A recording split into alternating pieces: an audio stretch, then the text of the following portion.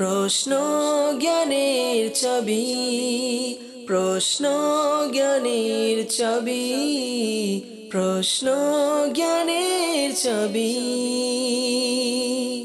আলহামদুলিল্লাহি রাব্বিল আলামিন ওয়াসসালাতু ওয়াসসালামু আলা সাইয়্যিদিল মুরসালিন, আম্মা বা'দ, ফাআউযু বিল্লাহি মিনাশ শাইতানির রাজীম। বিসমিল্লাহির রহমানির রহিম। আসসালাতু ওয়াসসালামু আলাইকা ইয়া রাসূলুল্লাহ ওয়া আলা আলিকা ওয়া আসহাবিকা ইয়া হাবিবাল্লাহ।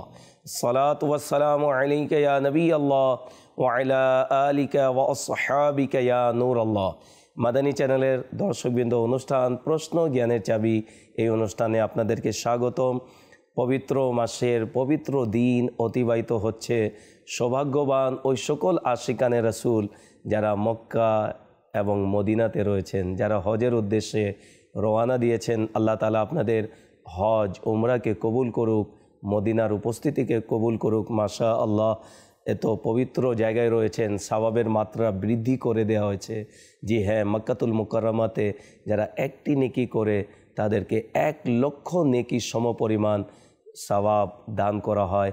মদিনাতুল মুনাওয়ারাতে যারা রয়েছেন, এক নেকি 50,000 নেকির বরাবর সওয়াব আল্লাহ তাআলা দান করে থাকেন। সুবহানাল্লাহ। আল্লাহ তাআলা ওই সকল হাজিরা যারা হজে গিয়েছেন তাদের উসিলায় এবং যাদের হজ আল্লাহ কবুল করবেন তাদের উসিলায় আমাদেরকেও আল্লাহ তাআলা হজ করার তৌফিক দান করুক। মাদানী চ্যানেলের দর্শকবৃন্দ, আসুন সর্বপ্রথম দুরুদে পাকের একটি ফজিলত শুনে নিই। নবী পাক সাল্লাল্লাহু তাআলা আলাইহি ওয়াসাল্লাম ইরশাদ করেন, আমার উপর অধিক হারে দুরূদ শরীফ পাঠ করো, নিশ্চয়ই আমার উপর তোমাদের দুরূদ শরীফ পাঠ করা তোমাদের জন্য পবিত্রতা। সাল্লু আলাল হাবিব সাল্লাল্লাহু তাআলা আলা মুহাম্মদ সাল্লাল্লাহু আলাইহি ওয়াসাল্লাম। মক্কা এবং মদিনাতে যারা রয়েছেন, হেরেম শরীফে যারা রয়েছেন, সুবহানাল্লাহ, উত্তম ওজিফা হচ্ছে দুরুদে পাক। এহরামরত অবস্থায় উত্তম ওজিফা হচ্ছে লব্বাইক আল্লাহুম্মা লব্বাইক। তাওয়াফ চলাকালীন দুরুদ শরীফ হচ্ছে উত্তম একটি ওজিফা। তো সেখানে তো সওয়াব এর মাত্রা বাড়িয়ে দেওয়া হয়। অবশ্যই দুরুদ শরীফ পড়ুন। মদিনাতে যারা রয়েছেন সেখানে তো দুরুদ আর দুরুদই পড়তে হয়। সুবহানাল্লাহ, সওয়াবও রয়েছে, একটি নেকি 50,000 নেকির সমপরিমাণ। তো দুরুদ শরীফ পড়তে থাকুন। আল্লাহ তাআলা এই দুরুদের বরকতে আমাদের বাহ্যিক এবং অভ্যন্তরীণ সকল আল্লাহ তাআলা দোষ ত্রুটিকে দূর করে দিক। সাল্লু আলাল হাবিব সাল্লাল্লাহু তাআলা আলা মুহাম্মদ সাল্লাল্লাহু আলাইহি ওয়াসাল্লাম। আপনারা দেখছেন অনুষ্ঠান প্রশ্ন জ্ঞানের চাবি। আলহামদুলিল্লাহ, এই অনুষ্ঠান আপনাদের প্রশ্নের মাধ্যমে সাজানো হয়েছে। টিভি স্ক্রিনে নাম্বার দেখানো হচ্ছে। ইসলামী ভাইরা আমাদেরকে কল করে নিজের প্রশ্ন রেকর্ড করিয়ে দিন। ইসলামী বোনেরা SMS-এর মাধ্যমে আমাদেরকে প্রশ্ন করতে পারবেন এবং সোশ্যাল মিডিয়ার মাধ্যমে যারা দেখছেন কমেন্টসের মাধ্যমে আমাদেরকে প্রশ্ন করে আপনারা পাঠাতে পারেন। ইনশাআল্লাহুল করিম সময়ে সময়ে আমরা আমাদের অনুষ্ঠানে প্রশ্ন শামিল করব। পূর্বের ন্যায় আজকেও দারুল ইফতা আহলে সুন্নাতের মুফতি শফিক আত্তারি মাদানী দামাত বারকাতুহুল আলিয়া আমাদের সাথে রয়েছেন। বিভিন্ন প্রশ্নের উত্তর তিনি প্রদান করবেন। যাব আপনাদের প্রশ্নের দিকে, দেখি কোন ইসলামী ভাই শরীয়তের কোন বিধান জানার জন্য আমাদেরকে প্রশ্ন করেছেন। জি, প্রশ্ন চালিয়ে দিন। আসসালামু আলাইকুম। ওয়ালাইকুম আসসালাম রাহমাতুল্লাহি ওয়া বারাকাতুহু। আমার নাম সাহিল। হুজুরের কাছে একটি প্রশ্ন, হজের মাঝখানে ব্যবসা বাণিজ্য করা কেমন? জি, মুফতি সাহেব কি বলবেন? হাজিরা হজের মাঝে নিজের ব্যবসা বাণিজ্য চালানো, তো এ বিষয়ে কি বলবেন? শরীয়তের কি বিধান, বিস্তারিত বলুন। হজ করার উদ্দেশ্য তো আল্লাহর সন্তুষ্টি অর্জন। আল্লাহর সন্তুষ্টি অর্জনের জন্য হজ করতে যাই, হজকে আপনার আপন ব্যবসায়িক মাধ্যম বানাবেন না। এখন কেউ হজের জন্য যাচ্ছেন, সাথে ব্যবসায়িক উদ্দেশ্যেও তিনি রওনা করছেন। একটি হচ্ছে তার হজ হবে কি হবে না, জায়েজ না জায়েজ কোনো বিষয়ে আমরা কোনো কথা বলছি না। জায়েজও আছে, হজও হয়ে যাবে। কিন্তু রাসূলুল্লাহ সাল্লাল্লাহু আলাইহি ওয়াসাল্লামের একটি হাদিস রয়েছে, কিছু লোক এমন রয়েছে যারা ব্যবসার জন্য হজ করবেন। কিছু এমন হবে যে তারা বরং তাতে কারীদের কথা বলা হয়েছে যে তারা কুরআনের তেলাওয়াত শোনানোর জন্য হজ করবেন। কিছু এমন হবে যারা ভিক্ষার জন্য যাবেন এবং মানুষের কাছ থেকে চাইতে থাকবেন। কিন্তু তারা তাদের মধ্যে সৌভাগ্যবান যারা আল্লাহর সন্তুষ্টির জন্য যারা হজ করবেন। লিওয়াজিহিল্লাহ তাদের হজ হবে। ওয়া আতিমুল হাজ্জা ওয়াল উমরাতা লিল্লাহ, আল্লাহর জন্য হজ এবং উমরাকে পূর্ণ করো। তো একনিষ্ঠভাবে হজ আল্লাহর জন্য করা উচিত। এতে দুনিয়াবি কোনো এমন উপকার, পার্থিব কোনো বিষয় এখানে অর্জন করা উদ্দেশ্য যেন না হয়। আর যদি কেউ যায় আর জায়েজ পদ্ধতিতে ব্যবসাও করে নেয়, উদাহরণ কোনো জিনিস ক্রয় করলো, বিক্রি করলো, তো এটা জায়েজ আমল, এতে নিষেধাজ্ঞা নেই। আর কিন্তু এই সমস্ত বিষয়াদি আইনি দিক থেকেও যেন ঠিক থাকে, কেননা সে সেখানে হজের জন্য গেল আর কোনো বস্তু ক্রয় বিক্রয়, এক হচ্ছে ক্রয় করা, সেটা ঠিক আছে, কিন্তু ব্যবসা হয়ে থাকে।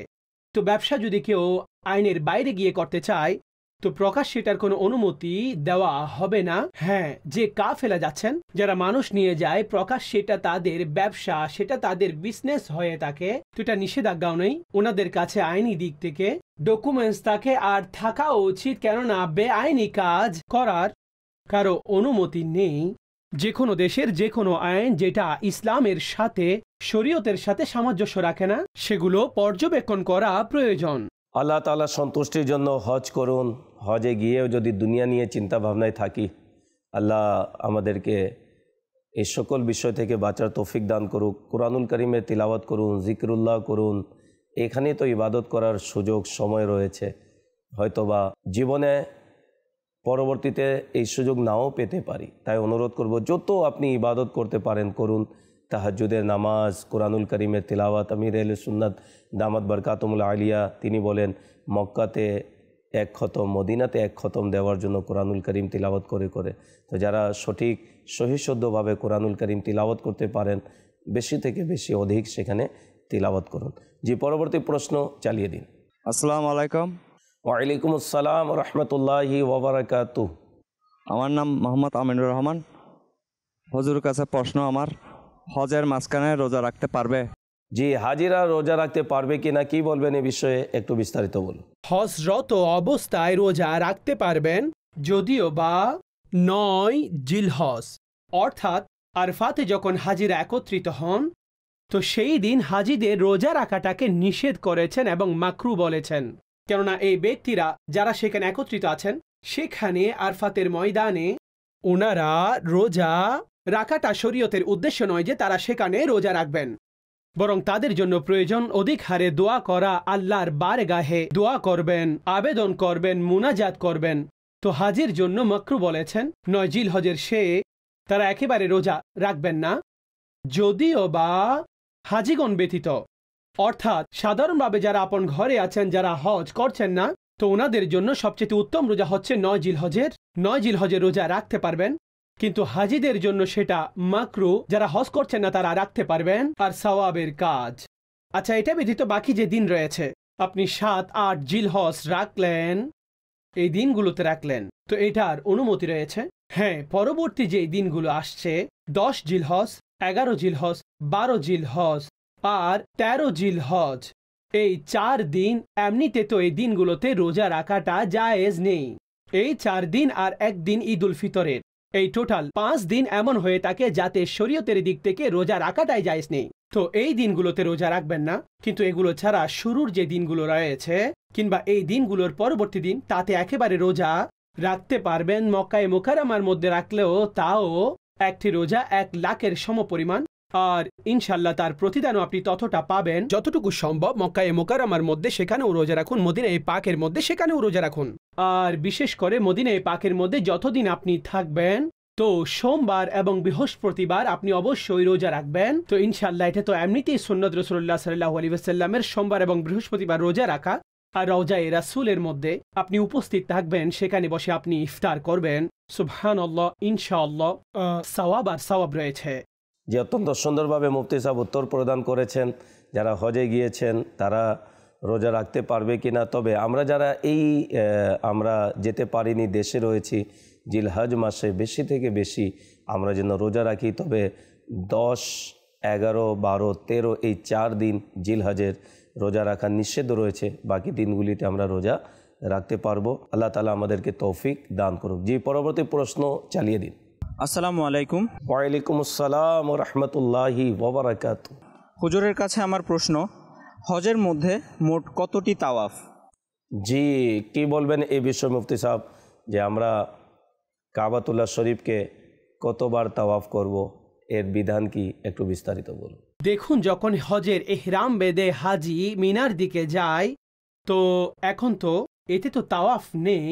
এখন মিনার দিকে আপনি গিয়েছেন, তো 8 জিলহজ আপনি মিনার মধ্যে রয়েছেন, 9 জিলহজ আরফার মধ্যে, 10 তারিখ রাতে আপনি মুজদালিফা চলে আসেন, আর সুবেহ সাদিক পর্যন্ত আপনি এখানে অপেক্ষা করেন, অতঃপর রমিয়ে জামরাতের দিকে অর্থাৎ শয়তানকে পাথর নিক্ষেপ করার জন্য আসেন, অতঃপর শয়তানকে কঙ্কর নিক্ষেপ করেন। এখন এই যে সময়, তখন তাওয়াফে জিয়ারত শুরু হয়ে যায়, অর্থাৎ 10, 11, 12 এটা তাওয়াফে জিয়ারতের সময়। তো এটাই তাওয়াফ হয়ে থাকে।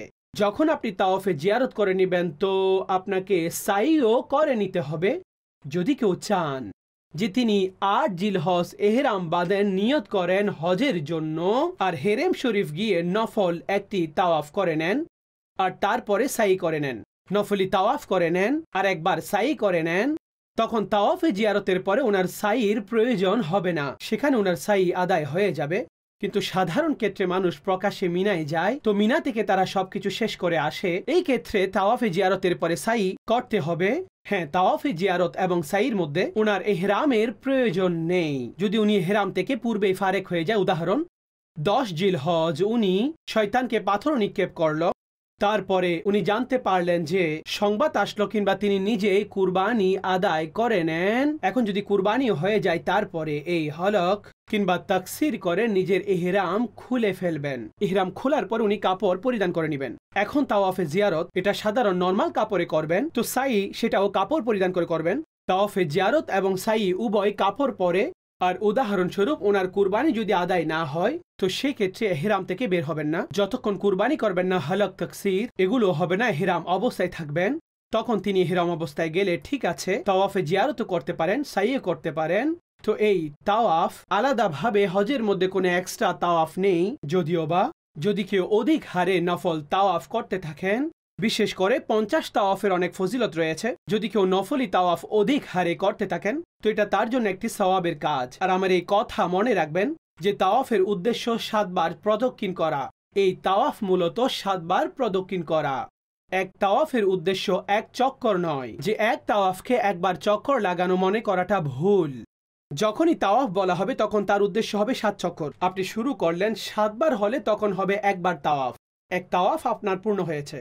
তো এটা বোঝা উচিত। অনেক লোকেরা এক চক্করকে এক তাওয়াফ মনে করে থাকেন, আর তারা এটা গণনা করে বলেন যে আমরা এতবার তাওয়াফ করেছি, তো এটা ঠিক নয়। মাশাআল্লাহ, হজের বিধান সম্পর্কে জানার জন্য রফিকুল হারামাইন টিভি স্ক্রিনে কিতাব দেখানো হচ্ছে। আমির আহলে সুন্নাত দামাত বরকাতুহুল্লাহ আলিয়ার কর্তৃক লিখিত এই কিতাবটি অবশ্যই অধ্যয়ন করুন, এবং দাওয়াত ইসলামীর সোশ্যাল মিডিয়ার পেজে, অর্থাৎ ফেসবুক পেজ হোক, ইউটিউবের চ্যানেল হোক, আপনারা গিয়ে সেখান থেকে হজ প্রসঙ্গে অত্যন্ত সুন্দরভাবে আমাদের রুকনে শুরা মাওলানা আব্দুল হাবিব আত্তারি দামাত বরকাতুহুল্লাহ আলিয়া তিনি হজের অনেক মাশাআল্লাহ সুন্দরভাবে তিনি বিধিবিধান নিয়ে আলোচনা করেছেন, বয়ান করেছেন, মুফতিয়ান ইকরাম উত্তর প্রদান করেছেন। অবশ্যই আপনারা এটি দেখে নিন। ইনশাআল্লাহ কারীম আশা রাখি আপনার জন্য হজ করা অতি সহজ হবে। যে পরবর্তী প্রশ্ন চালিয়ে দিন। আসসালামু আলাইকুম রহমতুল্লাহ। ওয়ালাইকুম আসসালাম রহমতুল্লাহি ওয়া বারাকাতুহু। হুজুরের কাছে আমার একটি প্রশ্ন, মুজদালিফায় মাগরিব এবং এশারের নামাজ কিভাবে আদায় করতে হয়? জি, মুজদালিফাতে যারা উকুফ করবে মুফতি সাহেব, তাদের নামাজের যে পদ্ধতি, বিশেষ করে মাগরিব এবং এশা কিভাবে আদায় করবে, একটু বিস্তারিত বলুন। মুজদালিফার মধ্যে এমন একটি সময় হয়ে থাকে যে যখন ইশার ওয়াক্তেই মাগরিবের নামাজ আদায় করতে হয়, কেননা রাসূলুল্লাহ সাল্লাল্লাহু আলাইহি ওয়াসাল্লাম আরফাতের মধ্যে মাগরিবের নামাজ আদায় করেননি, বরং মুজদালিফার মধ্যে আদায় করেছেন। তো আরফাতের ময়দানে সূর্য ডুবে যাওয়া, অস্ত চলে যাওয়া, ততক্ষণ হাজিদের থাকাটা ওয়াজিব। যখন সূর্য ডুবে যাবে তখন তারা বের হবেন মুজদালিফার দিকে, আর সেখানে গিয়ে এই মাগরিব এবং ঈশা নামাজ আদায় করবেন আর ঈশার ওয়াক্তে করবেন। এখন সেখানে যাওয়ার পরে আপনি প্রথমে মাগরিবের নামাজ পড়বেন, অতঃপর আপনি ঈশার ফরজ নামাজ পড়বেন, অতঃপর মাগরিবের সুন্নত এবং নফল পড়বেন, অতঃপর আপনি ঈশার সুন্নত এবং নফল আর বিতির আদায় করবেন। তো এইভাবে এই 2 ওয়াক্তের নামাজ একত্রিত করা হয়, আর তা মুজদালিফার মধ্যে ঈশার ওয়াক্তে মাগরিব এবং ঈশা উভয় নামাজ মিলিত করে পড়তে হয়। সুবহানাল্লাহ, কত সুন্দর হজের এই মনোরম দৃশ্য। হাজিরা তারা আরাফাতের ময়দান থেকে মাগরিবের আজান এর পর তারা মুজদালিফার দিকে রওনা হয় এবং এশার সময়ে তারা এশার ওয়াক্তে প্রথমে মাগরিবের নামাজ, এরপরের এশার ফরজ, এরপরে মাগরিবের সুন্নত, তারপরে এশার সুন্নত এবং বিতির আদায় করে সুবহানাল্লাহ। আমরা দেশে নামাজ করলে গুনাহ হয়, সেখানে কাজা করেই পড়া এটাকে, অর্থাৎ এশার ওয়াক্তে প্রথমে মাগরিব এবং এশা যেহেতু নবী পাক সাল্লাল্লাহু আলাইহি ওয়াসাল্লাম এভাবে আদায় করেছেন, এটাই হাজিদের জন্য নিয়ম করে দেওয়া হয়েছে। সুবহানাল্লাহ, কত আল্লাহ তাবারক ওয়া তাআলার প্রিয় হাবিব সাল্লাল্লাহু আলাইহি ওয়াসাল্লামের শান এবং মর্যাদা রয়েছে। আল্লাহ আমাদেরকে বুঝার তৌফিক দান করুক। যে পরবর্তী প্রশ্ন চালিয়ে দিন। আসসালামু আলাইকুম। ওয়ালাইকুম আসসালাম রাহমাতুল্লাহি ওয়া বারাকাতুহু। আমার নাম জুবাইর। হুজুর, আমার একটা প্রশ্ন ছিল, শিশুদের জন্য হজ করা কি আবশ্যক? জি মুফতি সাহেব, কি বলবেন এই বিষয়ে? আমার ভাই প্রশ্ন করেছে। হজ ফরজ হয়ে থাকে বালেগ ব্যক্তিদের জন্য, বাচ্চা নাবালিগ বাচ্চাদের উপর হজ ফরজ নয়। আর অনেক বেশি যারা ছোট বাচ্চা রয়েছেন, বিশেষ করে যাদের মা বাবাদেরকে সামলাতে হয়, তো হজের দিনসমূহে তো তাদেরকে নিয়ে যাওয়া উচিত নয়, কেননা হজের নির্ধারিত কার্যাবলী রয়েছে, আরকান রয়েছে, কষ্টসাধ্য কাজ। তো তাতে ছোট বাচ্চা যাদেরকে সামলাতে হবে তারা তো আরও কষ্টের কারণ হয়ে যাবে। যদিও বা যেই বাচ্চারা বালিগ হয়ে গেছেন তাদেরকে যদি মা বাবা করান, আর বিশেষ করে সেই বাচ্চারা যাদের উপর ফরজও হয়ে গেছে, তো তাদের উপর তো অবশ্যই তাদের করান, অর্থাৎ বালিগ বাচ্চাদের কথা বলছি। কেননা এখানে বালিগ তখনই হয় ইসলামী বছর অনুযায়ী 15 বছর হয়ে গেলে তখন বাচ্চা বালেগ হয়ে যায়। এখন তাকেও আমাদের এখানে বাচ্চা বলা হয়ে থাকে, কিন্তু শরীয়তের দৃষ্টিতে সে একজন পুরুষ, সে বালেগ হয়ে গেছে। এখন তার কাছে যদি ইস্তেতাআত সামর্থ্য মজুদ থাকে তো হজ এমনিতেই ফরজ হয়ে যাবে। আর যদি সামর্থ্য নাও থাকে, মা বাবা যদি তাকে নিয়ে যান কিংবা তাকে পাঠান, তো সর্বোপরি ফরজ হজ তার আদায় হয়ে যাবে। সেই ফরজ হজের নিয়তে নিজের সে হজ আদায় করবেন, কিংবা সাধারণ ক্ষেত্রে হজের নিয়তে সেই হজকে আদায় করবে, তাতে হজের ফরজ আদায় হয়ে যাবে। আমরা শুনে নিয়েছি ছোট শিশুকে নিয়ে যেতে পারবে কিনা। মুফতি সাহেব অত্যন্ত সুন্দরভাবে তিনি উত্তর প্রদান করেছেন। যে পরবর্তী প্রশ্ন চালিয়ে দিন। আসসালামু আলাইকুম। ওয়ালাইকুম আসসালাম রাহমাতুল্লাহি ওয়া বারাকাতুহু। আমি মোহাম্মদ আলমগীর। হুজুরের কাছে আমার একটি প্রশ্ন।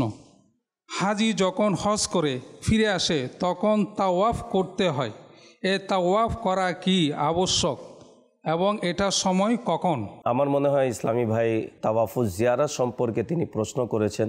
তো শরীয়তের কি বিধান একটু বিস্তারিত বলুন। সে হাজি যিনি মিকাতের বাহিরে থেকে এসেছেন, তো তার তাওয়াফ রুখসত করাটা ওয়াজিব হয়ে যায়। অর্থাৎ যখন তিনি হজও আদায় করে নিলেন, তাওয়াফে জিয়ারতও করে নিলেন, এখন তাওয়াফে রুখসত আদায় করাটা ওনার উপর ওয়াজিব হয়ে যায়। আর তাওয়াফে রুখসত কাকে বলা হয়ে থাকে? হজ করার পরে তাওয়াফে জিয়ারত যখন আপনি করে নিলেন, তারপরে যে কোনো নফল তাওয়াফ আপনি করলে তো সেটা তাওয়াফে রুখসত হিসেবে গণ্য হবে, অর্থাৎ তাওয়াফে রুখসত আপনার আদায় হয়ে গেছে। এখন মিকাতে যাওয়ার আগে আগে, অর্থাৎ মিকাতের বাইরে যাওয়ার আগে আগে তাওয়াফে রুখসত করাটা ওনার জন্য ওয়াজিব হয়ে যায়। তিনি যে কোনো নফল তাওয়াফ করলেন, ওনার রুখসত তাওয়াফ আদায় হয়ে গেছে। কিন্তু অধিক উত্তম হচ্ছে এটা, যখন তিনি পুনরায় আসেন তখন নির্ধারিত একটি বিদায়ী তাওয়াফ, সেখান থেকে রুখসতের নিয়তে তাওয়াফ করুন, ইনশাল্লাহ তার বরকত পাবেন। আর প্রথমে নফল তাওয়াফ করে নিলে তাহলে তাওয়াফে রুখসত ওনার আদায় হয়ে যাবে। আশা রাখি যে ইসলাম ভাই প্রশ্ন করেছেন নিজের উত্তর পেয়ে গিয়েছেন। মাদানী চ্যানেলের দর্শকবৃন্দ, আমরা দেখছি অনুষ্ঠান প্রশ্ন জ্ঞানের চাবি। আপনারা আমাদেরকে কল করে নিজের প্রশ্ন রেকর্ড করিয়ে দিন। SMS-এর মাধ্যমে, কমেন্টসের মাধ্যমেও চাইলে আপনারা প্রশ্ন করতে পারেন। যারা এই অনুষ্ঠান দেখছেন, অত্যন্ত সুন্দরভাবে হজ, উমরা এবং কোরবানি প্রসঙ্গে আমরা প্রশ্নের উত্তর পাচ্ছি। সম্ভব হলে নিজের ডায়েরিতে লিপিবদ্ধ করুন, ইনশা আল্লাহুল করিম পরবর্তীতে কাজে আসবে ইনশা আল্লাহ। জি, পরবর্তী প্রশ্ন চালিয়ে দিন। আসসালামু আলাইকুম। ওয়ালাইকুম আসসালাম রাহমাতুল্লাহি ওয়া বারাকাতুহু। আমার নাম মোহাম্মদ সাইফুল ইসলাম। হুজুরের কাছে আমার একটা প্রশ্ন, তাওয়াফে জিয়ারত কখন আদায় করা হয়? জি, মুফতি সাহেব কি বলবেন এই বিষয়ে একটু বিস্তারিত বলুন। তাওয়াফে জিয়ারত এটিও ফরজ। আর তাওয়াফে জিয়ারতের যেই সময় সেটা 10 জিলহজের সুবহে সাদিক থেকে শুরু হয়ে যায়, অর্থাৎ সূর্য উদয়ের সাথে সাথে 10, 11, 12 এবং 13 এর সূর্য ডুবে যাওয়া পর্যন্ত এটার ওয়াজিব সময়। এই সময়ে তাওয়াফে জিয়ারত করে নেওয়া এটা ওয়াজিব এবং জরুরি। যদি কোনো ব্যক্তি জেনে বুঝে কোনো কারণ ছাড়া এতে বিলম্ব করবে, লেট করবে, তো তার উপর দম আবশ্যিক হয়ে যাবে। তাওয়াফ পুনরায় ওনাকে করতে হবে, তাওয়াফে জিয়ারত পুনরায় ওনাকে করতে হবে, তার উপর দম আবশ্যিক হবে। আর যদি তার আগে আগে, যেমন 10 তারিখ কেউ করলো, 10 তারিখ না পারলে 11 তারিখ করলো, 12 তারিখ করলো, এই তিনটি এতে ইখতিয়ারি দিন রয়েছে। যদিও বা সময়ের উত্তমতার দিক থেকে পার্থক্য আছে, কিন্তু চেষ্টা করবেন আবশ্যিকভাবে এই দিনসমূহে 10, 11, 12 3 দিনের মধ্যে এগুলো করে নেওয়া উচিত। হ্যাঁ, অনেক সময় অপারগতা থাকে, আর এটা মহিলাদের জন্য আবশ্যিক হয়ে যায় যে সেই সমস্ত মহিলারা যাদের নির্ধারিত পিরিয়ড চলে আসে, তো প্রকাশ্যে সে সময় তাওয়াফ করা জায়েজ নেই, মসজিদে যাওয়া এটা জায়েজ নেই। নির্ধারিত সময়, নির্ধারিত পিরিয়ডের মধ্যে যে মহিলারা থাকেন, বাকি হজের আরকানসমূহ তো আদায় করবেন, আরফায় অবস্থান করবেন, মুজদালিফার মধ্যেও আসবেন, তারা এই দিকেও আসবে এবং কঙ্কর নিক্ষেপ করবে। তারপরে আপন কুরবান ইত্যাদি করানোর মাধ্যমে নিজের তকসিরও করবেন, অর্থাৎ চুল কাটও করবেন, অর্থাৎ ইহরামের যে পাবন্দি রয়েছে সেগুলো তো আদায় করবেন। আর তিনি অন্যান্য কার্যাবলীও সম্পাদন করবেন। যদিও বা তাওয়াফের জন্য তিনি যাবেন না, সেই তাওয়াফ যখন পাক হয়ে যাবেন তখন তিনি গোসল করবেন, আর গোসল করে তাওয়াফ করবেন। এইভাবে ওনার তাওয়াফে জিয়ারত আদায় হয়ে যাবে এবং দমও তার উপর আবশ্যিক হবে না, কেননা শরীয় দিক থেকে উনার উপর এই উজর চলে এসেছিল। এই পদ্ধতিতে অন্য কেউ ছেড়ে দিল এবং 12 তারিখের পরে করল, তো তার উপর সর্বোপরি দম আবশ্যিক হয়ে যাবে। তো এই জন্য 10, 11, 12 এবং 13 তারিখের মধ্যে তাওয়াফে জিয়ারত পরিপূর্ণ করুন। জি, পরবর্তী প্রশ্ন চালিয়ে দিন। আসসালামু আলাইকুম। ওয়ালাইকুম আসসালাম রহমতুল্লাহি ওয়াবারাকাতু। আমার নাম মোহাম্মদ মামুন। আমি হুজুরের কাছে একটা প্রশ্ন করতেছি, মুহরিম ব্যতীত মহিলা হজ আদায় করতে পারবে? জি মুফতি সাহেব, কি বলবেন এই বিষয়ে? মুহরিম ব্যতীত মহিলাদের হজ উমরাতে যাওয়া কেমন, শরীয়তের কি বিধান, একটু বিস্তারিত বলুন। শরীয়তের মাসালা হচ্ছে এমন যে মহিলা এতটুকু সফর করল যে যাতে 92 কিলোমিটার অতিক্রম হয়ে যায়, মুহরিম ব্যতীত এটার অনুমতি নেই। ওনার সাথে স্বামী থাকতে হবে কিংবা মুহরিম থাকতে হবে, না হলে ওনার জন্য অনুমতি নেই যে এতটুকু সফর করবেন। এটা পবিত্র শরীয়ত ওনার সম্মান এবং ওনার পবিত্রতা সংরক্ষণের জন্য এটা ইরশাদ করেছেন। রাসূলুল্লাহ সাল্লাল্লাহু আলাইহি ওয়াসাল্লামের হাদিস রয়েছে নিয়ম অনুসারে যে জায়েজ নেই কারো জন্য যে স্বামী কিংবা মুহরিম ব্যতীত তিনি 3 দিন কিংবা 3 রাতের দূরত্ব ইখতিয়ার করবেন। সেই দূরত্বকে যখন কিলোমিটারের বিবেচনায় উলামায়ে কেরাম বর্ণনা করেছেন, তো সেটা 92 কিলোমিটার হয়ে যায়। তো 92 কিলোমিটার কিংবা তার চেয়েও বেশি দূরত্বে সফর করা মহিলাদের জন্য একাকী অবস্থায় জায়েজ নেই, মুহরিম ছাড়া করলে। যদিও বা তার সাথে কাফেলা মজুদ রয়েছে, কিন্তু ওনার নিজের মুহরিম না থাকলে ওনার জন্য এই সফর জায়েজ হবে না। আর এই মাসালা হজ উমরার জন্য নয়, এই মাসালা একেবারে ক্লিয়ার মনে রাখা দরকার যে এটা সাধারণ সফরের ক্ষেত্রেও হজ উমরার সাথে এটা নির্ধারিত নয় যে হজ উমরার মধ্যে নিষেধ রয়েছে, বাকি আমরা যেখানে ইচ্ছা সফর করব না। তো যদি কেউ হজ উমরার জন্য এই সফর ইখতিয়ার করে তখনও জায়েজ নেই, প্রতিটা কদমে তিনি গুনাহগার হবেন। যখন হজ করবেন আল্লাহর সন্তুষ্টির জন্য, হজে তো আপনি ঘোরার জন্য যাচ্ছেন না, সেখানে তো শুধুমাত্র দেখতে যাচ্ছেন না। হজ একটি ইবাদত, ফরজ, শরীয়ত তার জন্য শর্ত রেখেছেন। মুহরিম যদি মহিলার সাথে না থাকে তাহলে তার জন্য হজে যাওয়াও এটা ফরজই নয় যে তিনি এখন হজ আদায় করবেন। হজ ফরজ ওনার উপর হয়েছে যদিও বা, কিন্তু হজ আদায়ের ক্ষেত্রে মুহরিম শর্ত, যে যাকে এত কিলোমিটার সফর করতে হচ্ছে, আমাদের দেশ থেকে কেউ গেলে, পৃথিবীর অন্যান্য দেশ থেকেও গেলে, আর এটা 92 কিলোমিটারের চাইতেও বেশি দূরত্ব, তো তাদের জন্য এটা প্রয়োজনীয়। কাফেলার বিবেচনা হবে না, কারণ কাফেলাতে অনেক মহিলা রয়েছে, তাদের সাথে চলে যাবেন, এই ক্ষেত্রে আপনার যাওয়াটা বৈধ হবে না। তাদের জন্য এমন সফর ইখতিয়ার করা কোনো মুহরিম ব্যতীত এটা জায়েজ নেই, গেলে তারা গুনাহগার হয়ে যাবে। অনেক হজ ট্রাভেল তারা এই ভুলটি করে থাকে। মাজাল আস্তাগফিরুল্লাহ, আপনি ব্যবসা করছেন, ঠিক আছে, হালাল ব্যবসা আপনি করছেন, কিন্তু শরীয়তের যে বিধান তার উপর তো আমল করতে হবে। অনেকে দেখা যায় পর নারীকে পর পুরুষের সাথে সম্পর্ক বেঁধে দিয়ে তাদেরকে পাঠিয়ে দেয় যে ও সমস্যা নেই, আপনি চলে যান। যাদের সাথে পর্দা আবশ্যক তাদেরকে মেহরাম বানিয়ে পাঠিয়ে দেওয়া হয়, এরকম করা উচিত নয়। আল্লাহ এবং তার রাসূল যেভাবে বলেছেন সেভাবেই আমাদেরকে ইবাদত করতে হবে।